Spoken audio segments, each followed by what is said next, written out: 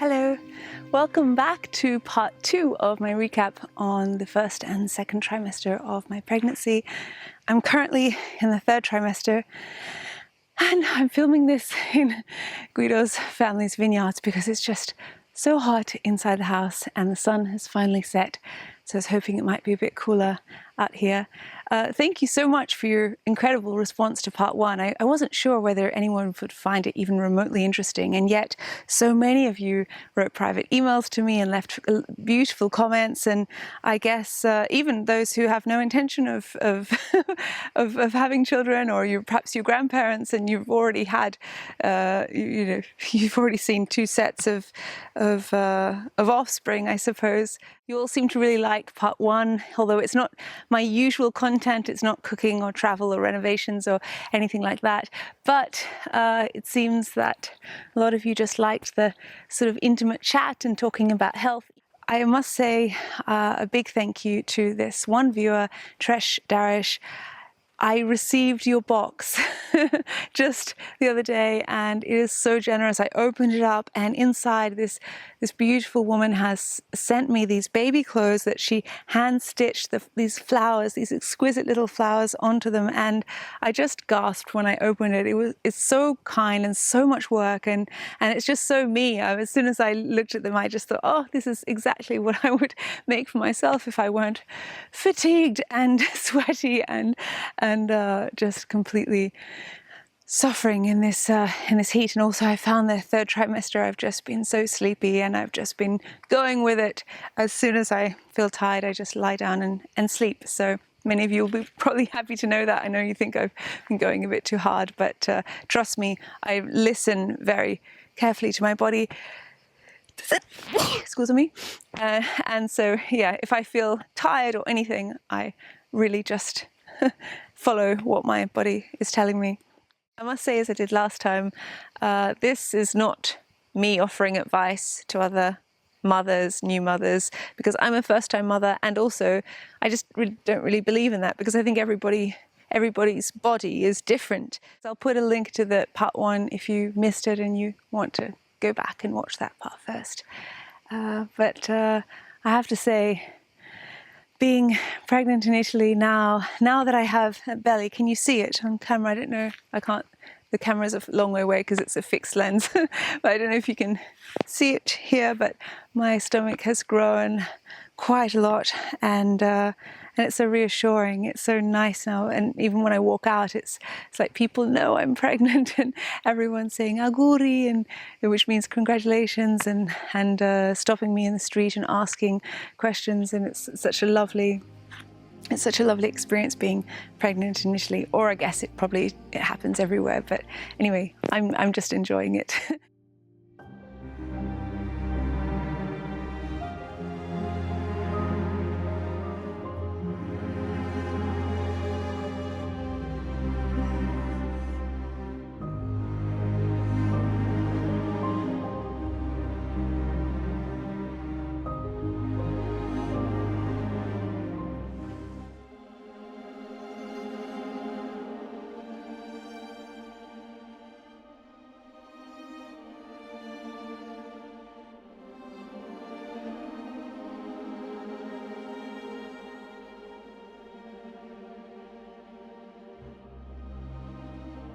Andiamo a prendere le patate nell'orto.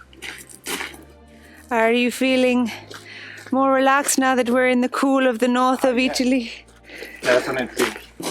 First time I see rain in 3 months. Mm-hmm. Yeah, andiamo a vedere.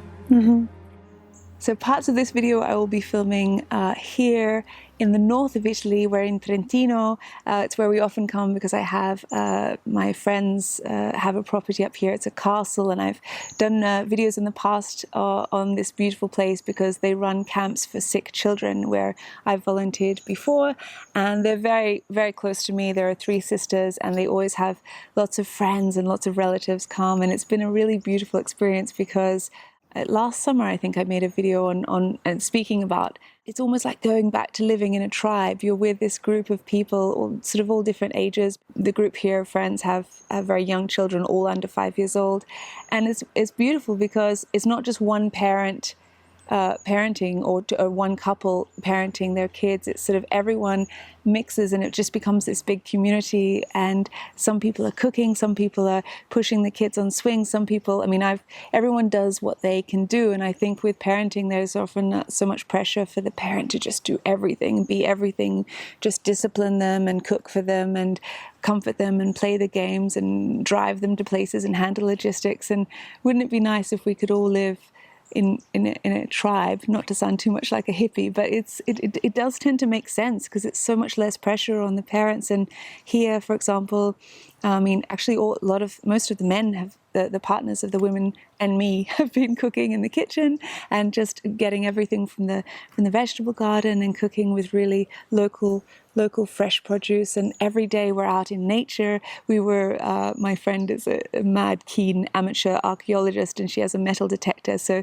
you can imagine around this historic castle, we actually found this ancient coin in a little locket, and it's beautiful. And then the other day we went to a creek, and we were all just and Guido's been running up the mountain, and it's such a healthy way of living. But it's just that community that I think is often lacking today, and particularly for people with children, because the children are never inside on video games or TV or on a cell phone. They're just always out in nature, and they're picking berries, and they're learning which berries are poisonous and which we can use for medicinal purposes and things like this. And it's how it should be. Of course, they don't live like this all year round. This is just a holiday where they come together, and but it's certainly it's the ideal of how it would be lovely to parent as a group, as a community. And when a child is upset, they don't just go running to the mother or father. They go run to anyone, because everyone becomes like this big extended family, even though they're not all related by blood. I mean, some are friends like us, and some are cousins, but it's lovely because everyone has a different skill set. So, for example, me, I'm the storyteller. I'm always reading the children, the bambini, the stories, and then Guido's running around and playing the more strenuous games, and running around the garden. And some other people are the ones who look after them when they need comforting, and it's very balanced. And wouldn't it be lovely if people could live like that normally? But I guess it doesn't. In the real world, I mean, people need to, during the year, most of these parents need to go into work, and so it doesn't that sort of prohibits one, I guess, from living in that way. But it's certainly lovely every time we come up here for holidays, and it's been so lovely because it's so much cooler. We were suffering so much, particularly I couldn't breathe. I was getting dizzy. It was just some mornings I had such low blood pressure I felt like vomiting, and I thought perhaps it was a pregnancy, but I think it was just because we're still dealing in Tuscany with 40-degree heat. And so it's been such a relief to be here in this climate, which is in Trentino. It's a northern region of Italy. Che c'è? Sì? Arrivo.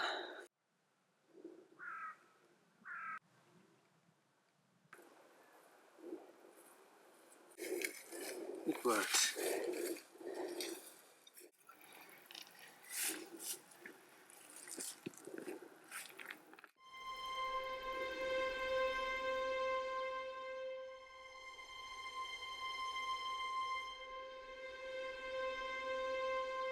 Many of you have been asking if we've done the nursery. No, we haven't, because Maslow's hierarchy of needs, our priority has been all the renovations to put in the heating. And although it doesn't seem like it, winter is coming, and so we've just been behind with that and trying to deal with all of that and stress. And so the priority has been just filling up all the holes that were put in every single room of one floor of the house in order to have the heating installed for winter. So once that is done, then hopefully we can get on to our bathroom and master bedroom, and then maybe the nursery.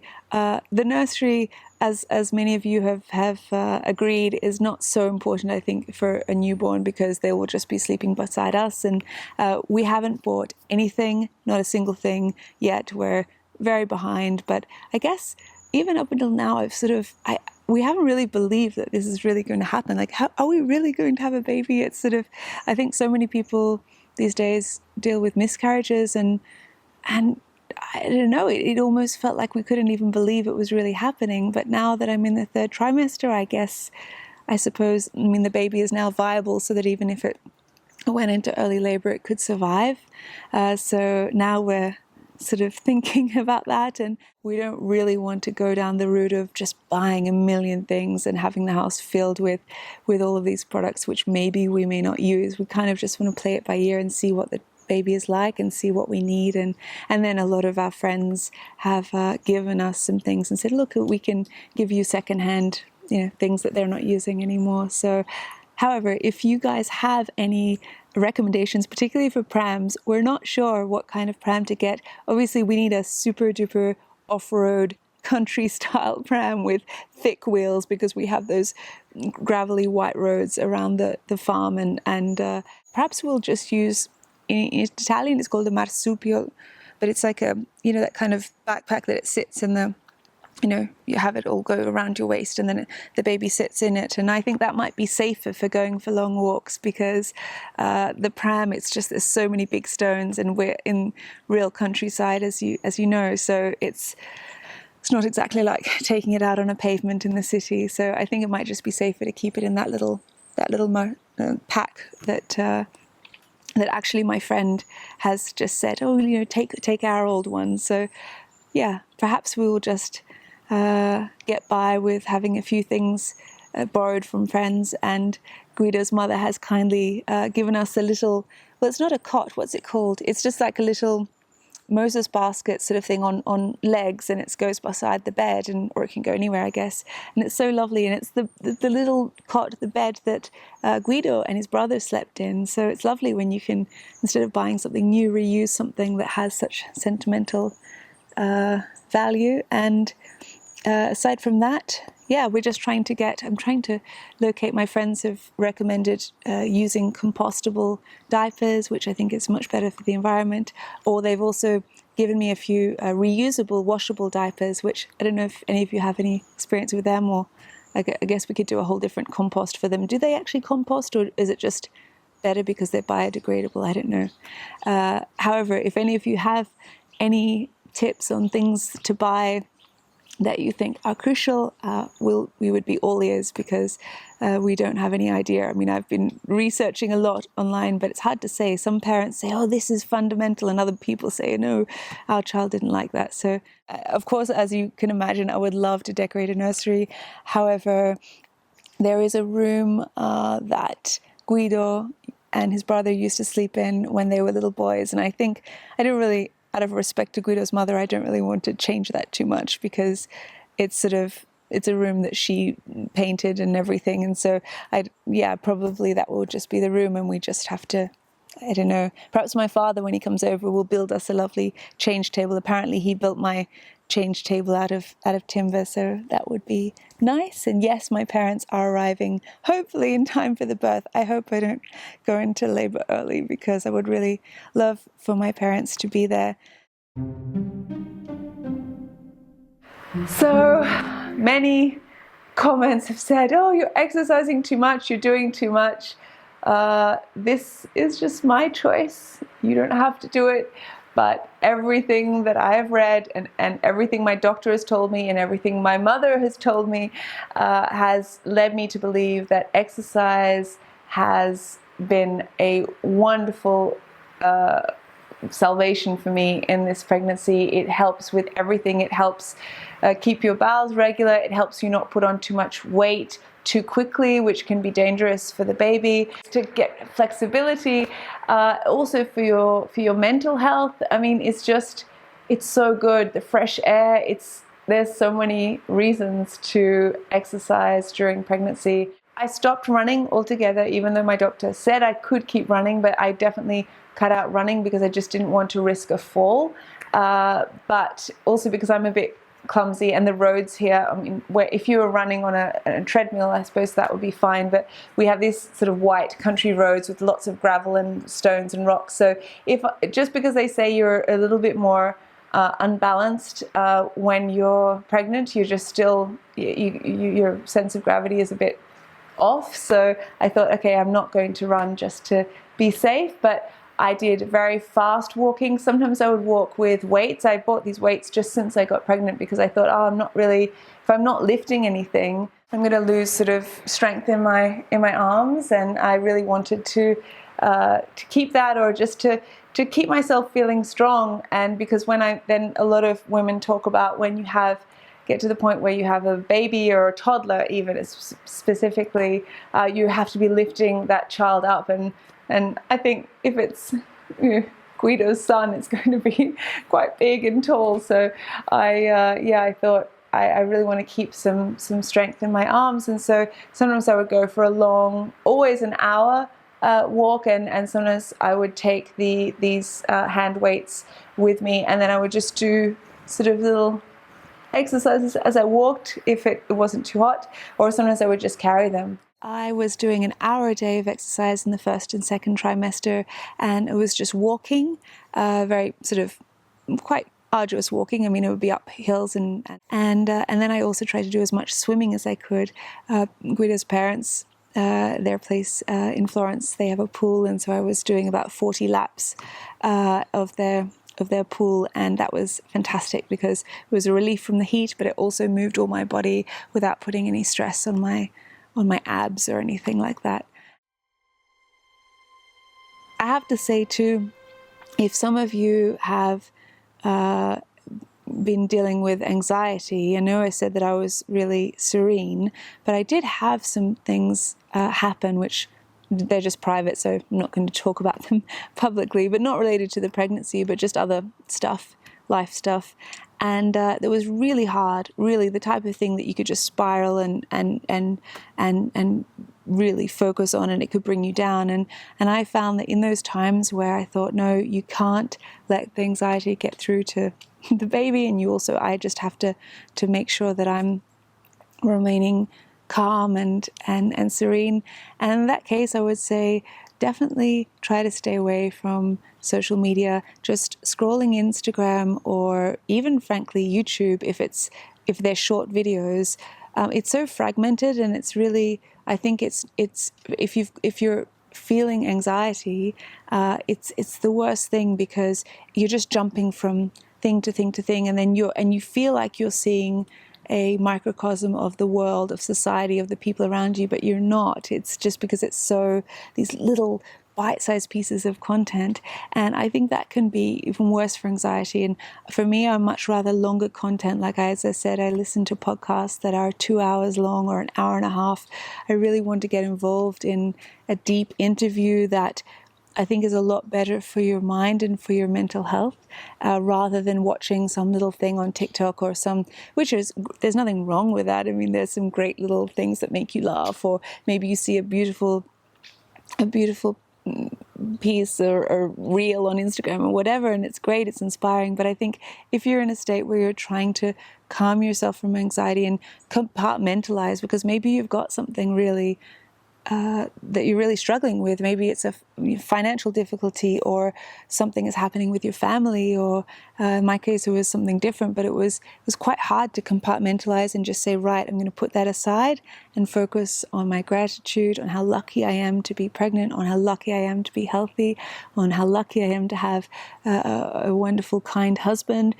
But it can be difficult depending on what life throws at you. And life threw something at me earlier this year that was really tough. And I did find that being in nature and staying away from social media, probably a lot of you have noticed I posted a lot less to Instagram, because I think we're all susceptible to just being drawn into some little 2-minute video or a 30-second video. But when you're just flicking from one person to another person, and then you come away from that, I don't know, that 15 minutes or that half hour thinking that you have seen everyone around you. And it's not that it's fake. A lot of people, it's so, oh gosh, they're so keen to say, oh, it's fake, it's not real life. No, it is real life. There's probably someone's experienced a really beautiful moment with their partner, or a beautiful sunset, a beautiful meal, and that's not fake.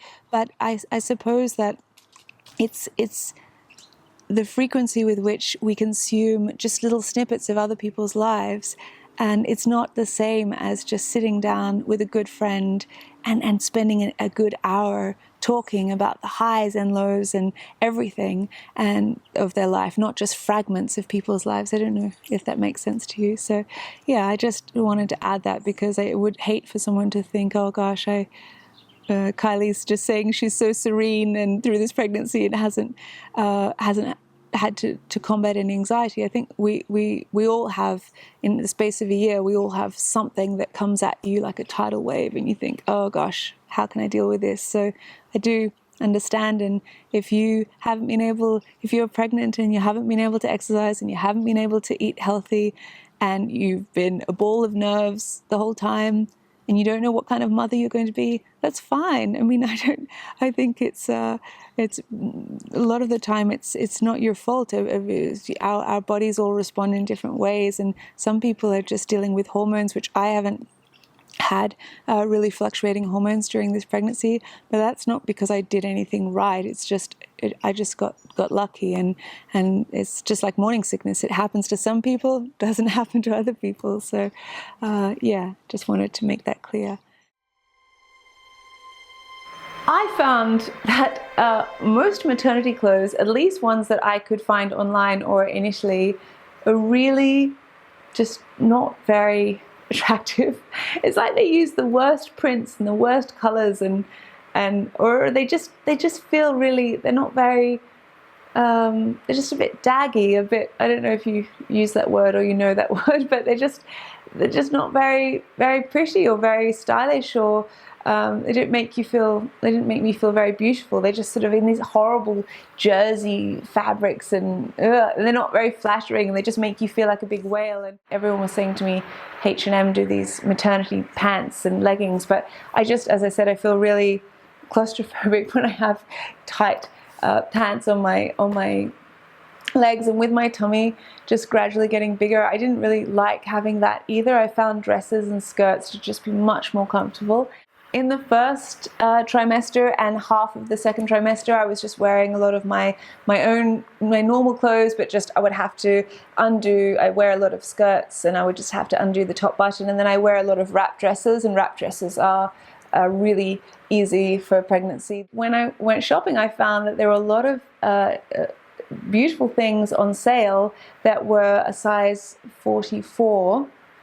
With like a really big, like an extra large size, and that was great because they were all on sale. Like I found even beautiful designer dresses and things that were on sale, and I bought them, and then I would just sort of make a little modification. So for example, this dress, I bought it in a really big size, and then I just took in the shoulders because it was like out to here on me in the shoulders, but I needed the space in the stomach and also across the chest. I think if you make little changes, and this is a wrap dress so it's easier, I'll put in a shot of me standing up so you can see it. For a long time I didn't look pregnant, I just looked really bloated, and that was quite a difficult stage. I think a lot of women speak about how hard that is because you don't feel like yourself, but you don't feel pregnant, and it's beautiful, and everyone feels really sensual and feminine when you've got a belly because it's obvious, and people come up and congratulate you, and it's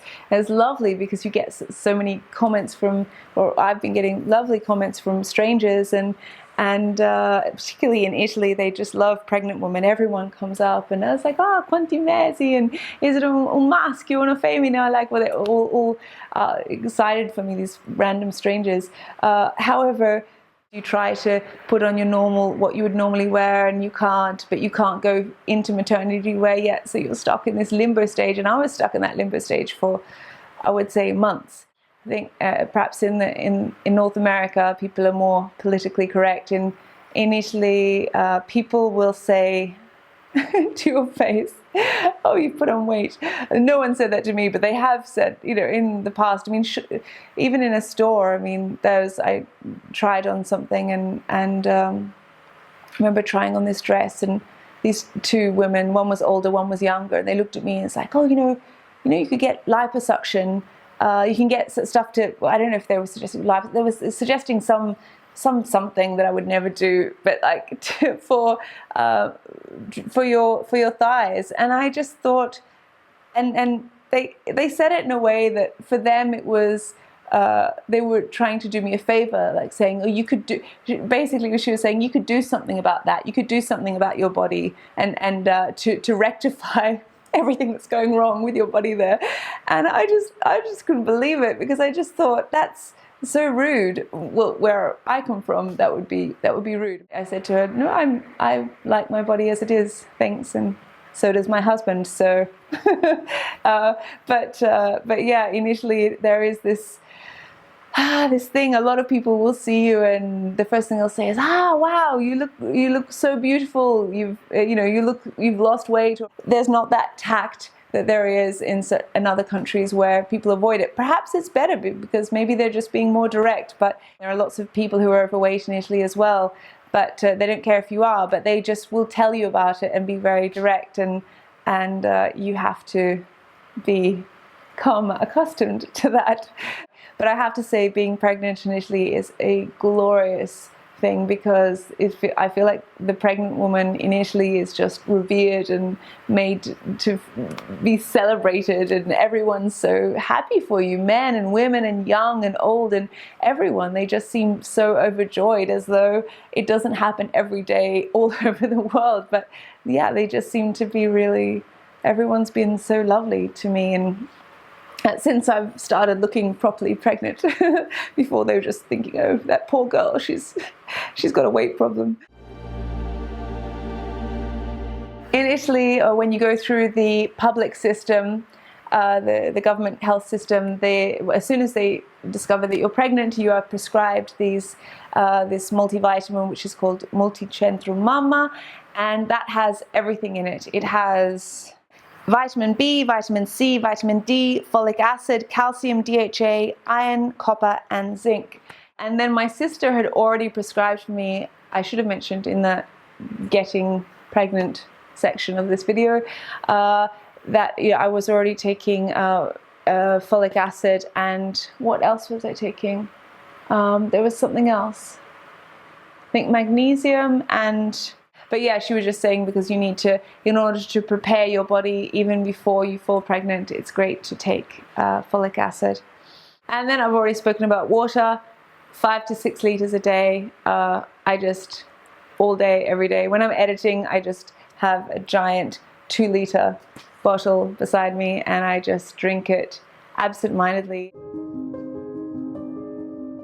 They say it's like preparing for a marathon, and I have to say that after reading this book, she describes, she says you should feel like it's like Christmas Day is coming, and it's like that kind of anticipation. And that, I have to say, that is how I'm feeling. Like, I think about when I might go into labor, and I think you're about to get the most magnificent gift anyone has ever given you. It's like the gift of life, like a child, and it's yours, and it's your responsibility to nurture it and give it love and give it shelter. And what could be more exciting than that? So I sort of feel excited about preparing for it, like it is a marathon, like it is Christmas. And I have to say, and I know this is not everyone's choice, but I would really like to have a natural birth. I think some women find that offensive, because then it's like the cesarean isn't natural, or with an epidural isn't natural. It's all natural. You're all amazing. But I'm just saying, I would like to have a drug-free birth. I would like to feel all the pain, because that's just how I am. And that's also what my mother has recommended. If I have a headache, I'd rather just deal with it and wait until it passes, rather than take something like ibuprofen, which ruins your stomach lining. And that's just me. I'm not judging anyone. If like, this is how I want to experience the birth. I would like to be in a hospital just in case there are complications. I don't think I'm ready to have a home birth, and there aren't really as many doulas or midwives in Italy as there are in other places in the world.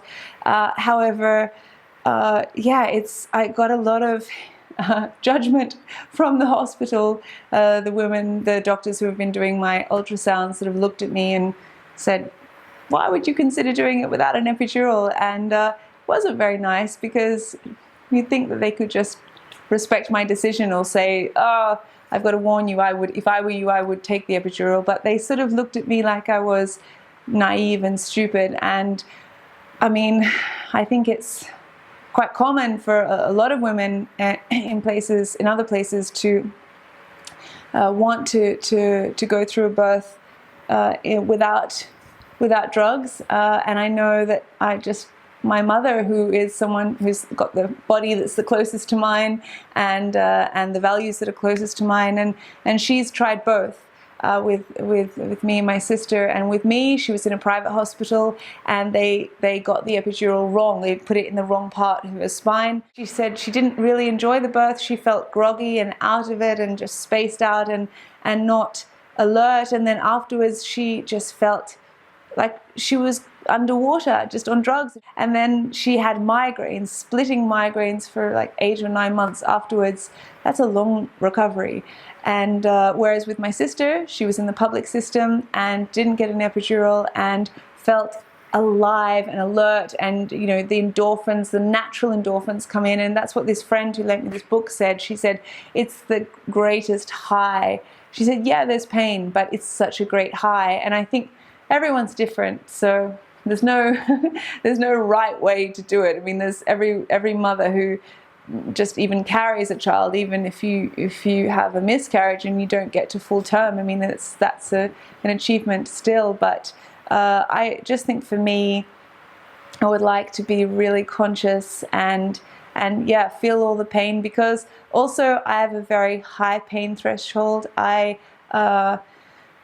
Once a month I have such agonizing pain that, in fact, the doctors have said to me, wow, how do you must have to tolerate a lot of pain given my situation. And I said, yeah, I do. But now I'm just sort of used to it. I mean, I think there's a spectrum of pain, and some people say, oh yeah, you get cramps once a month or something. It's more than that. There's pain, and then there's the type of pain where you can't help but cry out, but scream out, because it's so crushing, and you can't even sit in a chair, you can't lie even without it being in the fetal position. So that's the pain I experience every month. And I remember I've been in different parts of the world. I mean, in Iran, and I couldn't even sit in a car. I had to be, because I had to try and lie down, because even sitting was so painful, just even in a car when I was doing a road trip across Iran. So I'm quite familiar with pain. I realize this is a pain that I will not have experienced before, but I'm ready for it. I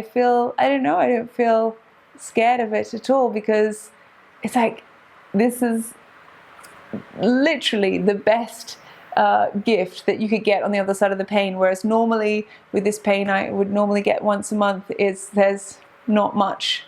There's not really a prize at the end.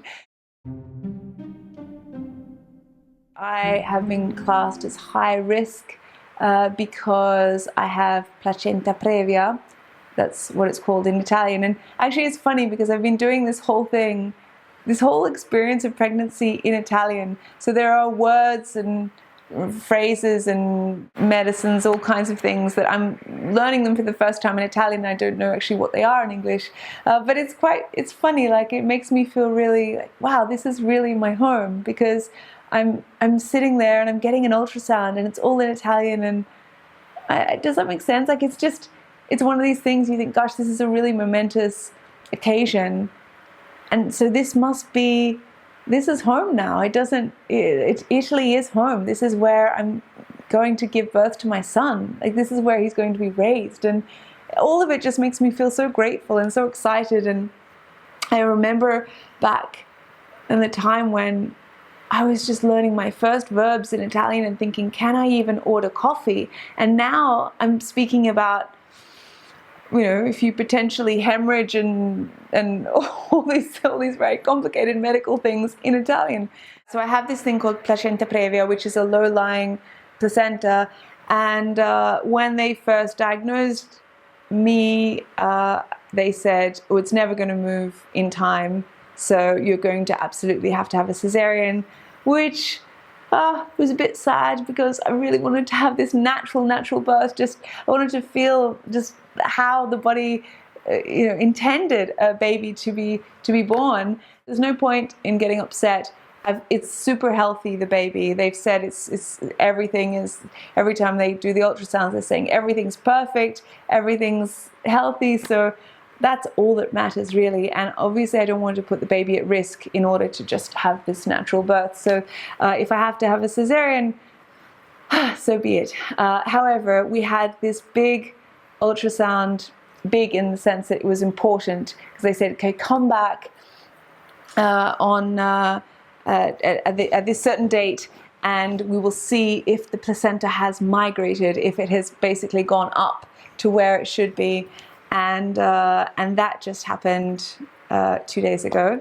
About to go in and get Fagiolino checked, and I'm just hoping that the placenta has migrated.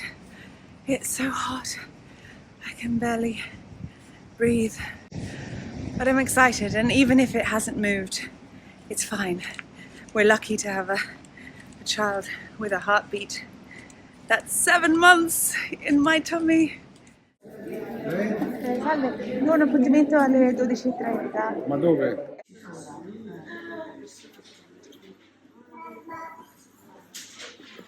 So we went in there into the ultrasound, and they said that the placenta has moved, which is good, but not enough. So we now need to wait another month and see where it's at. And they said, I mean, they're very skeptical. They're sort of saying it won't move, but I'm hoping it will.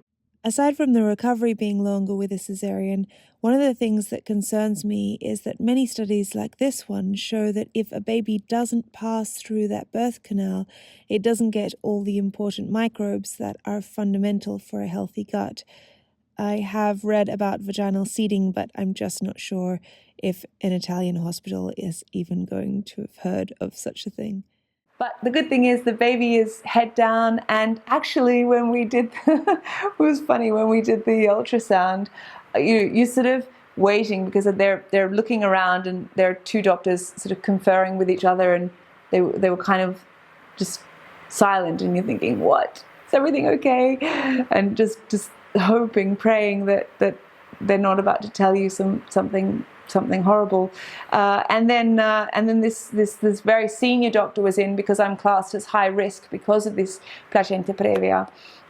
And then she said, I'm a professor at the university, which is attached to the hospital. She said, would you mind if you sign these consent forms so we can study your baby, because it's so healthy, and it's the growth and everything, the whatever the size is perfect.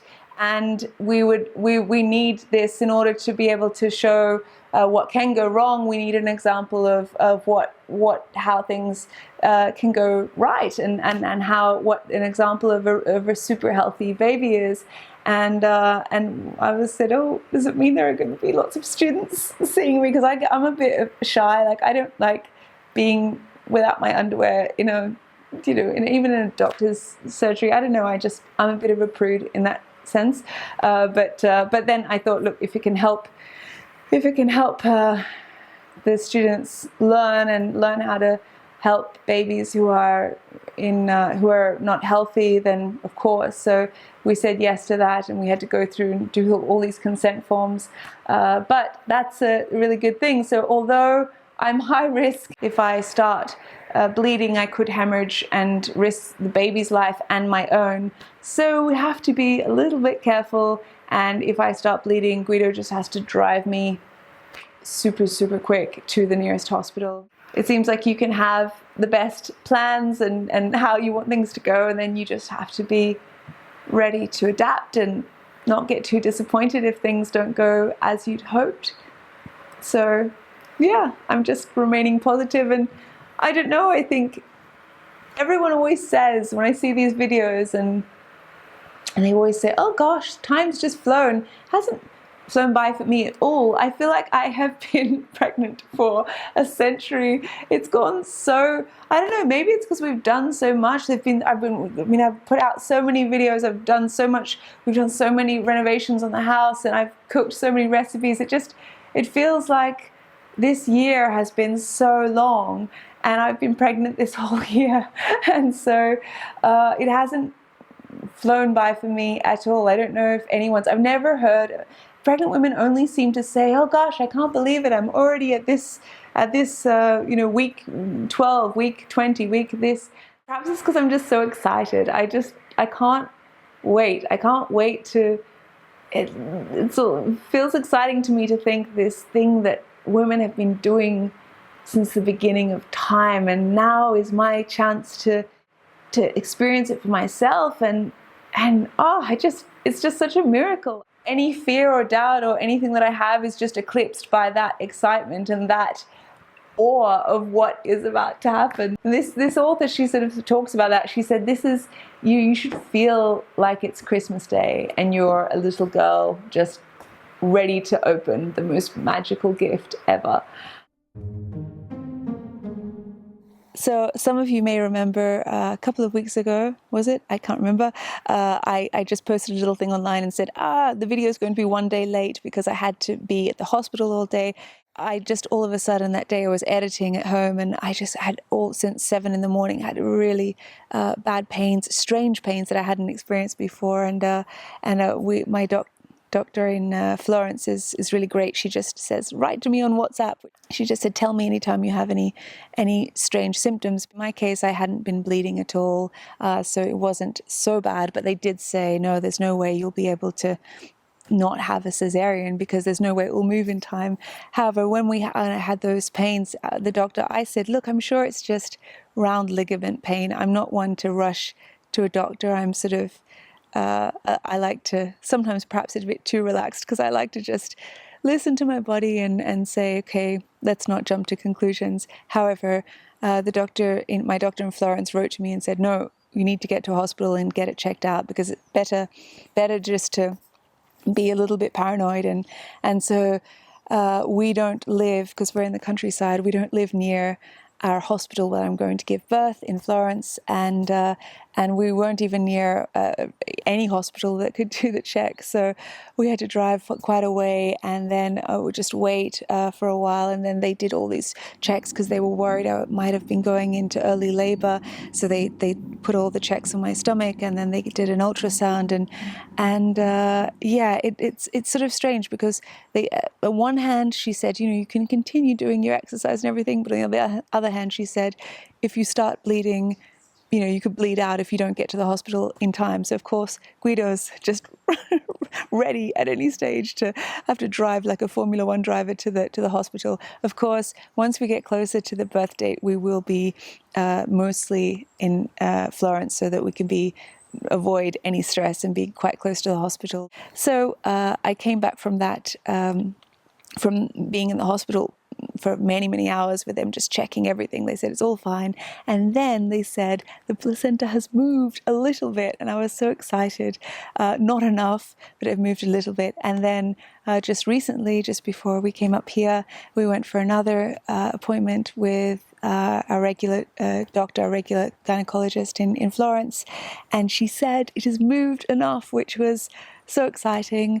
We're very fortunate that now I think I can just have an unmedicated birth. Is that what you call it? I've sort of seen some of the comments as saying, oh, don't worry, in my day we didn't worry about all this stuff. And in fact, Guido's mother and my mother say the same thing, because they said, oh, we didn't know what we were doing. We must have done so many things wrong. They didn't know all these things that you shouldn't eat and you should eat, and all the vitamins even. However, I think that there were sort of different times too, because I've been reading that, for example, preeclampsia and gestational diabetes is on the rise. So now there is a higher rate of problems basically that women are experiencing that they weren't experiencing back in maybe the 80s or the 90s. So who knows what our lifestyle these days is is doing to us. Unfortunately, in Italy, you're only allowed one person in with you. So I know in other countries, and particularly in North America, you're allowed a doula and sometimes people have someone taking photographs, a family member, and there's all different people there in the room. But I'm only allowed one person, and of course that person will be Guido. So it's a little bit of a shame because I wouldn't mind having, my really good friend here, my good girlfriend, I would love to have her in there as well, just for a different type of support. But in the end, the most important person to be there is Guido. We're going to try and do some hypnobirthing classes and just look at that. But I've already been doing meditation and a lot of breathing exercises because I do believe that breath, just in any case, if you have any type of anxiety, is so beneficial to calm everything down and just relax the body. And if anyone has ever had any type of panic attack, you know that everything clenches up, and it's I think breathing is so crucial for all of us to master. And so I'll definitely I have been doing meditations every day of my pregnancy, just in preparation for that, so that I can really train my mind and my body into really segueing into that state of calm. I will do, if you like, a separate video on what I eat in a week as a pregnant woman, and also just for my husband who is wanting to get into better shape, to be able to help and play with his child and be in peak health. So I think health is really important for both parents, or just for anyone, just being a human. So if you're interested in that video, I will just let me know in the comments. Thank you very much for watching. I'm sure it was quite boring just to sit through all of just me talking. It's not like my normal video, but a lot of you have asked for updates, so I just wanted to keep you informed.